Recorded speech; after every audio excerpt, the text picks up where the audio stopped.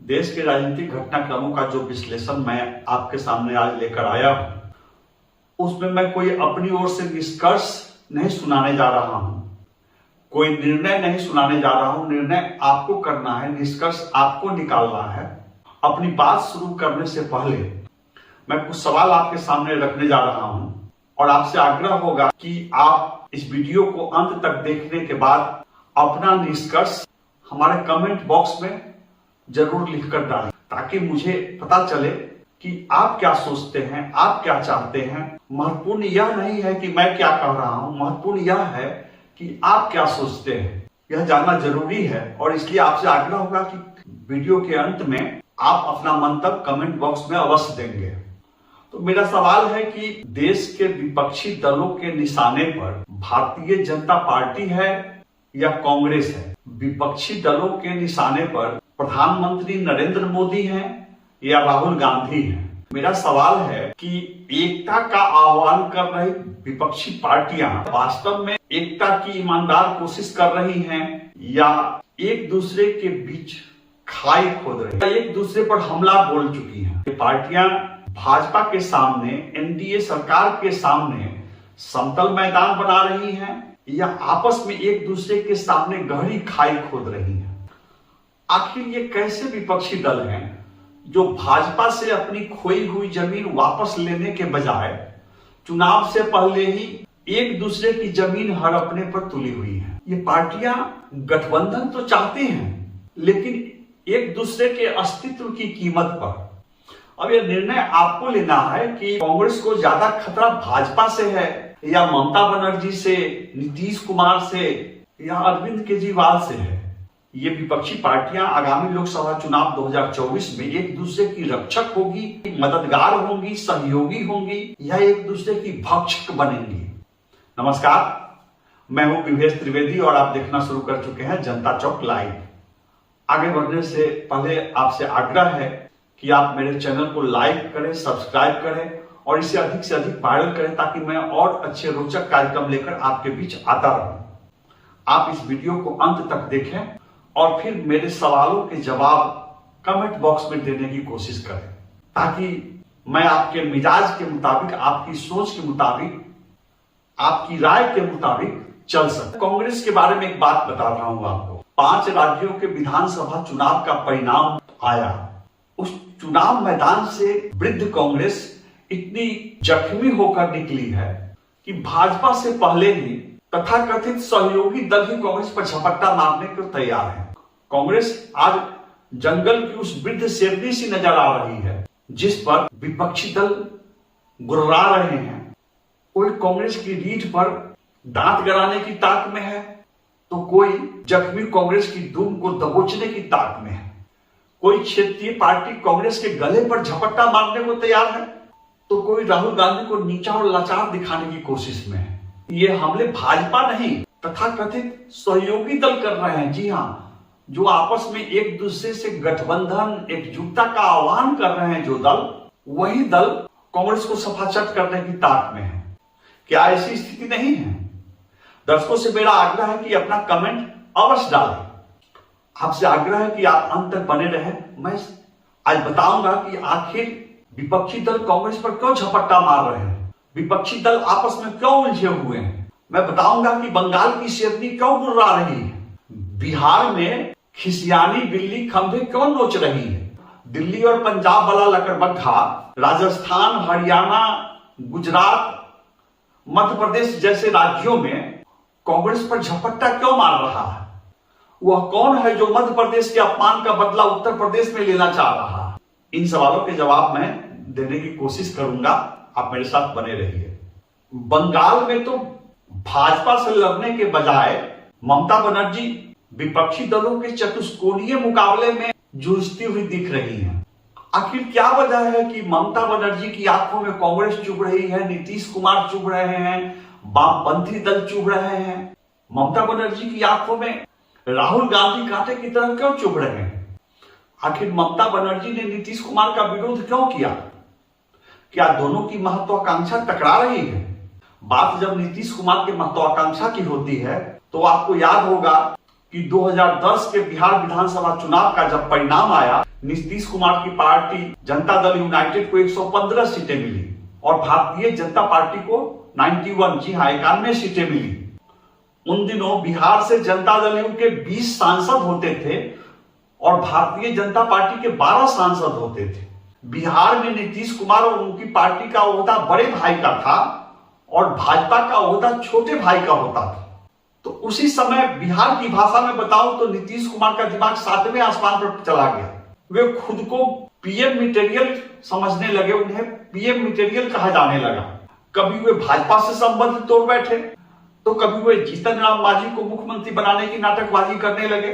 नीतीश कुमार कभी भाजपा के साथ होते हैं, कभी भाजपा के खिलाफ होते हैं, लेकिन उनके मन में पीएम मटेरियल वाली कुंठा विद्यमान है, महत्वाकांक्षा आज भी जीवित है। पिछले साल जब पटना में उन्होंने विपक्षी दलों की बैठक बुलाई तो उस समय कहा जाने लगा कि उन्हें विपक्षी गठबंधन का संयोजक बनाया जाएगा। नीतीश कुमार के अरमानों पर उनकी पार्टी के नेता धार चढ़ाते रहे, शान चढ़ाते रहे और पटना की सोशल मीडिया, पटना के अखबार और जनता दल यू के नेता नीतीश कुमार के अरमानों के गुब्बारे में हवा भरते रहे। 4 बार विपक्षी दलों की बैठक हुई और हर बैठक से पहले कहा गया कि इस बार तो तय है नीतीश कुमार को संयोजक बना ही दिया जाएगा और हर बार नीतीश कुमार निराश हुए, उन्हें संयोजक नहीं बनाया गया।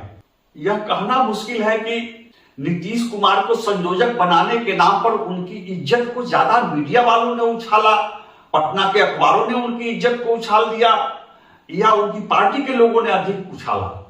ये सब लगे हुए थे। अगर आप राष्ट्रीय स्तर पर देखेंगे, दूसरे राज्यों में देखेंगे तो बिहार के अलावा किसी भी राज्य से नीतीश कुमार के फेवर में, उनके पक्ष में आवाज नहीं आ रही थी।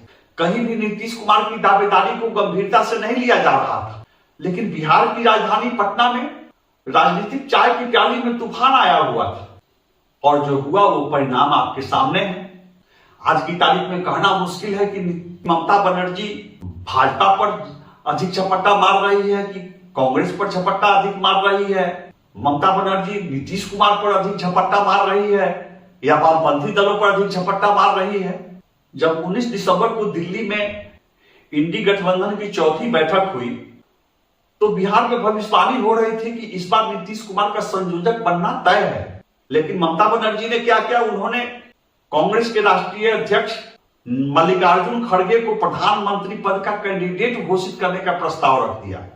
जी हां, विपक्षी दलों की ओर से मल्लिकार्जुन खड़गे को प्रधानमंत्री पद का साझा उम्मीदवार घोषित करने का प्रस्ताव रख दिया और इसका समर्थन कर दिया लगे हाथ अरविंद केजरीवाल ने।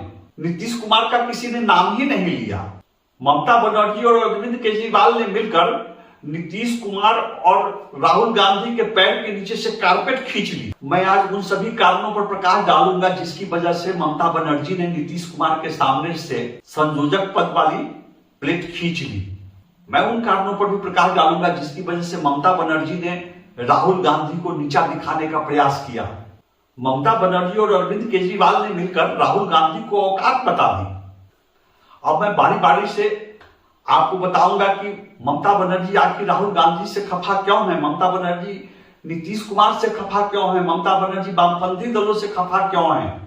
महत्वाकांक्षा ममता बनर्जी में भी है, मैं उस पर भी आऊंगा। लेकिन सबसे पहले आपको बता दूं कि नीतीश कुमार ने खुद अपने पैरों में कुल्हाड़ी मारी। एक और नीतीश कुमार इंडी गठबंधन का संयोजक बनने के लिए हाथ पैर मार रहे थे और ठीक उसी समय नीतीश कुमार अप्रत्यक्ष रूप से एक बार फिर से एनडीए में वापसी की अटकलबाजियों को हवा दे रहे थे। एक बार भी नीतीश कुमार ने असरदार ढंग से खंडन नहीं किया कि वे फिर से एनडीए में लौटने वाले नहीं हैं।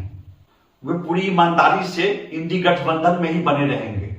दरअसल नीतीश कुमार एक तरह से सौदेबाजी कर रहे थे।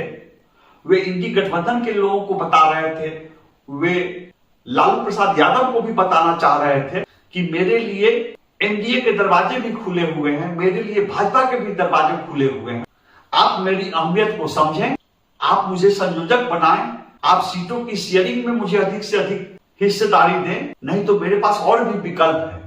तो नीतीश कुमार की यू टर्न वाली छवि, पलटीमार छवि कुर्सी कुमार वाली छवि राष्ट्रीय स्तर पर सुर्खियां बटोर रही थी। ममता बनर्जी को बताया गया कि अगर नीतीश कुमार को इंडी गठबंधन का संयोजक बना दिया गया तो अलायंस को करारा झटका लगेगा। नीतीश कुमार किसी भी समय लौटकर एनडीए में चले जाएंगे। ममता बनर्जी को समझाया गया कि नीतीश कुमार कभी भी एनडीए में शामिल होकर इंडी गठबंधन को झटका दे सकते हैं और यदि इंडी गठबंधन के संयोजक ही एनडीए में चले गए तो बहुत शर्मनाक स्थिति पैदा हो जाए। नीतीश कुमार इंडी गठबंधन में अपनी विश्वसनीयता खो चुके थे। भले ही वे संयोजक पद पर दावा ठोक रहे थे, लेकिन लालू प्रसाद यादव को आशंका थी कि ये कभी भी एनडीए में चले जाएंगे। ममता बनर्जी को बताया गया कि नीतीश कुमार कभी भी एनडीए में चले जाएंगे और कांग्रेस को भी सतर्क किया गया कि नीतीश कुमार कभी भी एनडीए में चले जाएंगे। इसलिए संयोजक पद पर उनकी दावेदारी खटाई में पड़ गई। आप सोच रहे होंगे कि ममता बनर्जी को आखिर किसने समझाया। आप जानते हैं कि पश्चिम बंगाल विधानसभा चुनाव में ममता बनर्जी की जीत सुनिश्चित कराने में जन सुराज के प्रशांत किशोर की बड़ी भूमिका रही है। प्रशांत किशोर की रणनीति पर चलते हुए ममता बनर्जी फिर से सत्ता प्राप्त की है। ममता बनर्जी के आज भी प्रशांत किशोर से अच्छे रिश्ते हैं। कहा जा रहा है कि प्रशांत किशोर ने ममता बनर्जी को समझाया कि नीतीश कुमार पर विश्वास करना घातक सिद्ध हो सकता है। प्रशांत किशोर बिहार में नीतीश कुमार की पलटीमार छवि पर हमला करते हुए बार बार कह रहे हैं कि वे कभी भी एनडीए में जा सकते हैं। प्रशांत किशोर यह भी कह रहे हैं कि नीतीश कुमार की यह आखिरी राजनीतिक पारी है। दरअसल खुद प्रशांत किशोर की नजर बिहार विधानसभा चुनाव 2025 पर है। तो प्रशांत किशोर ने नीतीश कुमार की कलाबाजी से ममता बनर्जी को अवगत करा दिया और ममता बनर्जी के कान खड़े हो।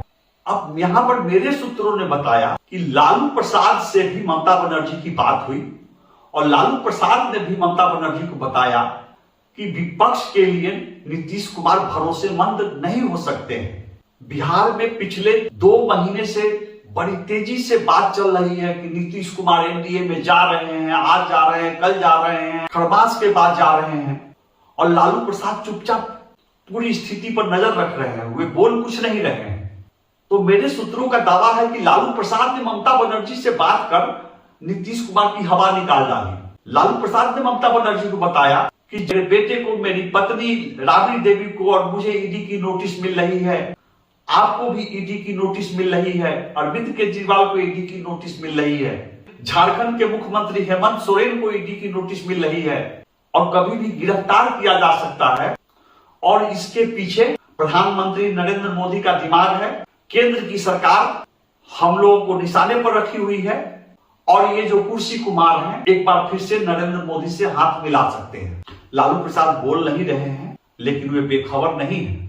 आपको याद है कि हाल में ईडी पर निशाना साधने के लिए, सीबीआई पर निशाना साधने के लिए और केंद्र की नरेंद्र मोदी सरकार पर निशाना साधने के लिए राष्ट्रीय जनता दल के प्रवक्ता सांसद मनोज झा ने प्रेस कॉन्फ्रेंस किया और प्रेस कॉन्फ्रेंस में ईडी पर, सीबीआई पर निशाना साधने से पहले, नरेंद्र मोदी पर निशाना साधने से पहले सीधे नीतीश कुमार पर निशाना साधा। आपको याद होगा मैंने पिछले एपिसोड में मनोज झा की उस प्रेस कॉन्फ्रेंस का हवाला दिया था, किस तरह मनोज झा ने नीतीश कुमार का नाम लिए बगैर उन पर हमला बोला है।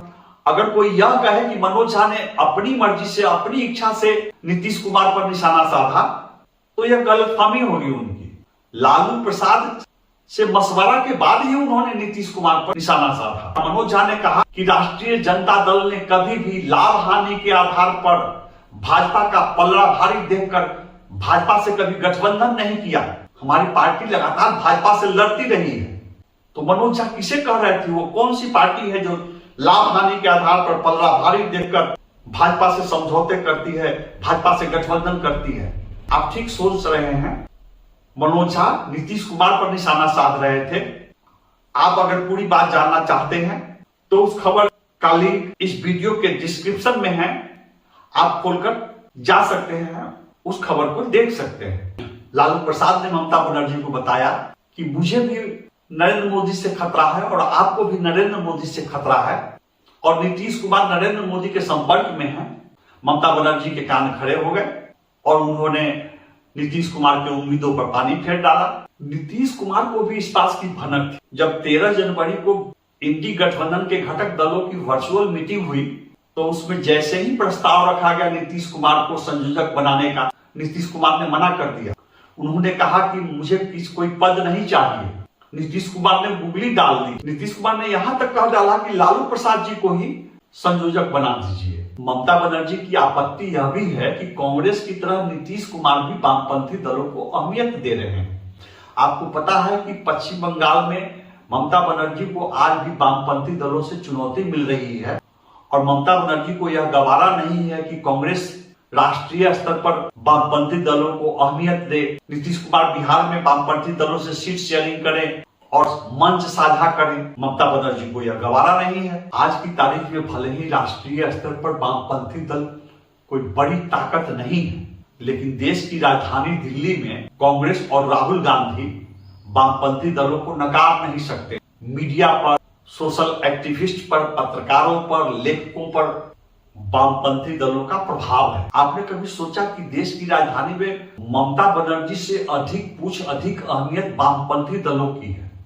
आप गौर से देखेंगे तो पता चलेगा कि नरेंद्र मोदी के खिलाफ, केंद्र की एनडीए सरकार के खिलाफ वैचारिक लड़ाई में विपक्षी पार्टियां फिसड्डी साबित हो रही हैं। जेएनयू से लेकर हाईकोर्ट और सुप्रीम कोर्ट के बड़े अधिवक्ताओं के बीच वामपंथी दलों की गहरी पैठ है। मीडिया के बड़े वर्ग पर वामपंथी दलों की बड़ी पकड़ है। एनडीए के खिलाफ जो वैचारिक लड़ाई चल रही है उसमें वामपंथी विचारधारा के पत्रकार, लेखक, एक्टिविस्ट, अधिवक्ता सक्रिय हैं। तो अगर राहुल गांधी ने वामपंथी दलों की अनदेखी की, उपेक्षा की, देश की राजधानी में नरेंद्र मोदी के खिलाफ वैचारिक लड़ाई में राहुल गांधी कमजोर पड़ जाएंगे। राहुल गांधी ऐसी गलती कभी नहीं कर सकते और ममता बनर्जी को यह गवारा नहीं है। ममता बनर्जी चाहती हैं कि राहुल पश्चिम बंगाल में पहले वामपंथी दलों से संबंध विच्छेद करें और फिर हमारे सामने आए, हम जो सीट दे दें उससे वो लड़ लें, वामपंथी दलों से रिश्ता तोड़कर हमारे सामने हाथ पसारें। राहुल कभी ऐसा नहीं करना चाहेंगे। दिल्ली के लुटियंस जोन में जो बौद्धिक शक्ति केंद्र है उसके वामपंथियों से गहरे रिश्ते हैं और उस बौद्धिक शक्ति केंद्र से राहुल गांधी को भी ताकत मिलती है। राहुल गांधी लुटियंस जोन के बौद्धिक शक्ति केंद्र को नजरअंदाज नहीं कर सकते हैं, इसलिए राहुल गांधी वामपंथी दलों से भी रिश्ते नहीं समाप्त कर सकते हैं, चाहे ममता बनर्जी लाख नाराज हो। वैसे भी ममता बनर्जी रूठने वाली नेत्री के रूप में, नकारात्मक छवि की नेत्री के रूप में चर्चित रही हैं। चाहे अटल बिहारी वाजपेयी की सरकार रही हो, चाहे मनमोहन सिंह की सरकार रही हो, देखा यह गया कि ममता बनर्जी जिस गठबंधन के पास होती थी, साथ होती थी, उनकी नाक में दम करती रही। इसलिए ममता बनर्जी इंडी गठबंधन में कांग्रेस को, नीतीश कुमार को, वामपंथियों को आसानी से स्वीकार करने को तैयार नहीं है। वामपंथी दलों से कांग्रेस की निकटता, राहुल गांधी की निकटता ममता बनर्जी की आंखों में चुभती है। इसीलिए ममता बनर्जी ने मल्लिकार्जुन खड़गे का नाम प्रधानमंत्री पद के उम्मीदवार के रूप में प्रस्तावित कर राहुल गांधी को नीचा दिखाया और नीतीश कुमार के उम्मीदों पर पानी फेर डाला। यह किसी से छिपा हुआ नहीं है कि आखिर आम आदमी पार्टी ने, अरविंद केजरीवाल ने ममता बनर्जी का साथ क्यों दिया। साथ ममता बनर्जी का नहीं देना था, कांग्रेस को घेरना था। आपको पता है कि दिल्ली में और पंजाब में अरविंद केजरीवाल ने कांग्रेस से सत्ता छीन ली और अब अरविंद केजरीवाल चाहते हैं कि राजस्थान, हरियाणा, गुजरात, मध्य प्रदेश जैसे राज्यों में कांग्रेस सरे गले और विघटित कांग्रेस आम आदमी पार्टी के लिए जैविक खाद बन जाए। जी हां, जिस पार्टी ने दिल्ली और पंजाब में हाथ काट डाले, वही पार्टी अब राजस्थान, मध्य प्रदेश, हरियाणा में भी हाथ पैर काटने की ताक में है। इसके लिए भारत जोड़ो यात्रा के माध्यम से राष्ट्रीय स्तर पर जुझारू राजनेता की छवि हासिल करने की कोशिश कर रहे राहुल गांधी को घेरना, उन्हें नीचा दिखाना अरविंद केजरीवाल की रणनीति।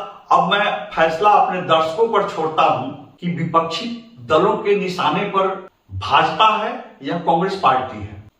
आम आदमी पार्टी ऐसी मासूका है जो राहुल से कहती है कि हाँ, मैं आपसे रिश्ते निभाऊंगी, मैं आपसे गठजोड़ करूंगी, लेकिन आप अपना दिल निकालकर मेरे सामने प्लेट में परोसिए।